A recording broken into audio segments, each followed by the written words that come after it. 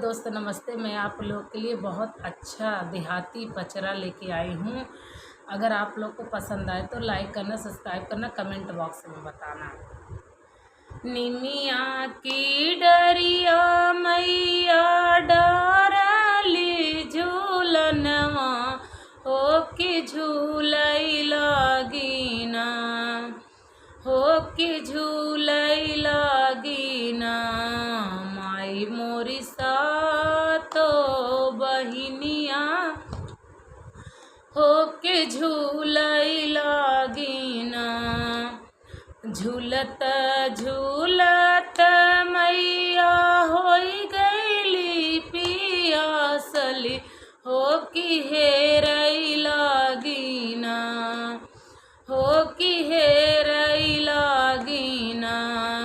उहई मलिया के दुअरिया हो कि हेरई लागिना। भीतर बाटियों की बाहर मालिनिया हो कि बूंद एकना, हो कि बूंद एकना।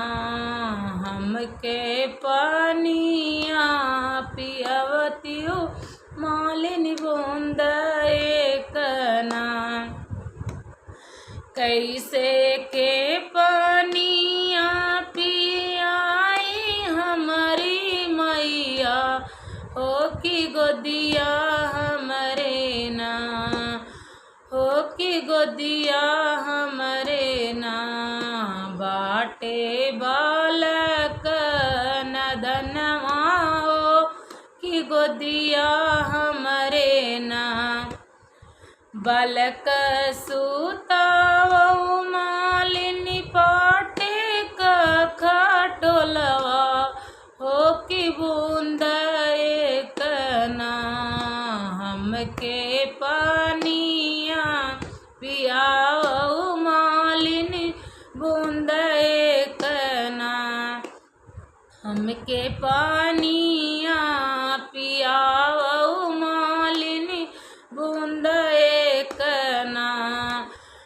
बाएं हाथे लीही मालिनी रेशम का डोरिया हो दहीने हाथे ना, ओ दहीने हाथे ना। लिहली सोने का घड़ी लवा हो दहीने हाथे ना। पनिया न पियाऊ मैया कदेवाऊ आशीषवा हो अमर मैया ना, हो अमर मैया ना।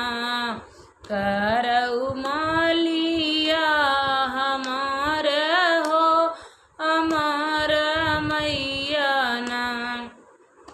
पनिया न पियाऊ मैया देवाऊ आशीषवा हो अमर मैया ना।